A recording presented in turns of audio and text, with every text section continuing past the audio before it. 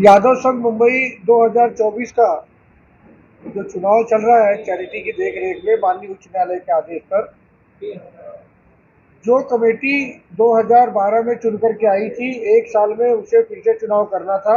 तमाम तरह के खंड पाखंड करके, तमाम तरह के गलत चेंज ऑफ रिपोर्ट उन्होंने लगा करके पिछले 12 सालों तक, 13 सालों तक उन्होंने इन प्रक्रिया में कभी सत्ता में रहे और कभी किसी को सत्ता उन्होंने सौंपी बैकडोर से। यह काम होते रहा। यादव समाज के तमाम वरिष्ठ लोगों के मार्गदर्शन में उन्होंने कोर्ट में जाकर के माननीय उच्च न्यायालय ने आदेश देने के बाद यादव संघ मुंबई का चुनाव हो रहा है।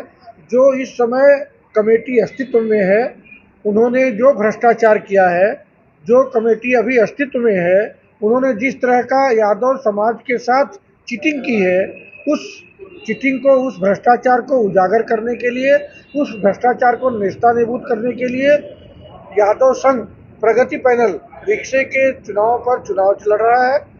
उन यहाँ जो रिक्शे के चुनाव पे यादव संघ प्रगति पैनल के उम्मीदवार हैं, सभी शिक्षित हैं। कम से कम उनके ऊपर किसी तरह का गबन का आरोप नहीं है, किसी तरह से उन्होंने चीटिंग नहीं की है, समाज के साथ उन्होंने गलत व्यवहार नहीं किया है। ऐसे लोग जो अपने आप को समाज के बहुत बड़े व्यापारी बनते हैं, लेकिन समाज के पैसे को लूटने का पाप, समाज के पैसे को लुटाने का पाप, समाज के जो आने वाली पीढ़ी है उसको बर्बाद करने का जो पाप किया है, उसका बदला लेने का यह समय आया है। इसलिए मेरी समाज के सभी प्रबुद्ध लोगों से, सभी मतदाताओं से विनती है, आइए, यह समय परिवर्तन का है, परिवर्तन प्रकृति का नियम है।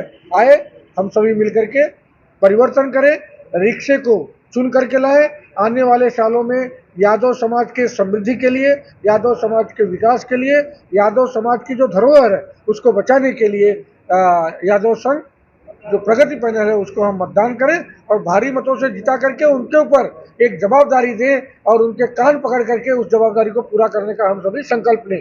मेरी आप सभी लोगों से गुजारिश है, कल जितने भी आप मतदाता हैं सब आए, मतदाता नहीं वो भी आए कि देखें किस तरह से लोग मतदान में भाग ले रहे हैं और किस तरह से ऐसे लोग जो सालों साल से उस संस्था को बर्बाद करने का काम किया है, ऐसे लोग वहां बैठ करके किस तरह से वहां चुनाव में धांधली कराने का, चुनाव में प्रक्रिया को विध्वंसित करने का काम कर रहे हैं। इसलिए आप सभी आए और यादव संघ के इस चुनाव में, चुनाव के जो महारण है, इसमें आप सभी सहभागी बने, कभी मतदान दे करके या उसके प्रत्यक्षदर्शी बनकर। खूब खूब धन्यवाद। जय श्री कृष्ण।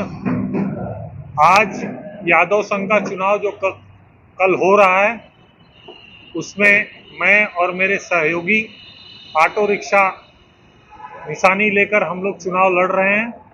मैं समाज के सभी प्रबुद्ध लोगों को, जो सम्मानित यादव संघ के मेंबर हैं, उनको रिक्वेस्ट करूंगा कि कल आप भारी से भारी संख्या में निकलें और यादव संघ में व्याप्त भ्रष्टाचार के खिलाफ आप मतदान करें। मित्रों, मैं उसके संदर्भ में सिर्फ दो बातें कहना चाहूँगा। अभी तक जो यादव संघ में शेड्यूल 1 में लोग हैं, जो अजय यादव के साथ सहयोगी हैं, उन्होंने एक वीडियो जारी करके कहा कि 5 करोड़ रुपया इनकम टैक्स ले गई। आप मुझे बताइए, 5 करोड़ रुपया इनकम टैक्स ऐसे ही ले जाएगी? कितने सालों का ये बकाया था? इसमें कितनी पेनल्टी थी? कितना इंटरेस्ट था? आप कितने सालों से यादव संघ का इनकम टैक्स नहीं भर रहे थे? आप सिंपल कह देते हैं समाज के पैसे को कि इनकम टैक्स ले गया। आपने ये पैसा बचाने के लिए आपने क्या जवाबदारी निभाई? मैं आपको कुछ तथ्य दिखाना। जय श्री कृष्णा, जय यादव, जय माता। यादव संघ के 2024 के इस चुनाव के विषय में मैं सिर्फ इतना कहना चाहूँगा कि संघ की जो मंशा हमारे पूर्वजों ने रखी थी, उस मंशा के अनुरूप समाज के श्रेष्ठ और सक्षम लोग 2011 में चुनाव करा के आए और हमारी व्यवस्था के मुताबिक हर साल चुनाव का सिस्टम है। हमारे हर साल जो है नया चुनाव होना चाहिए हमारे यहाँ, लेकिन 2011 में चुनी हुई संस्था इतनी कलाकार रही कि 2023 तक उनकी हर साल की चेंज रिपोर्ट चैरिटी कमिश्नर के यहाँ जाती है। विद्यालय के तमाम फंड का उपयोग, सदुपयोग, दुरुपयोग जो भी कहना चाहिए किया जाए, कर रहे हैं वो लोग। चुनाव का नाम ही नहीं ले रहे।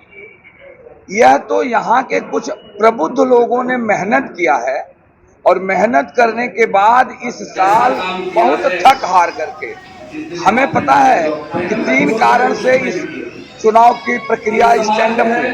हमारे प्रिंसिपल साहब थे सीबी सर को इसी कमेटी ने प्रधानाचार्य रह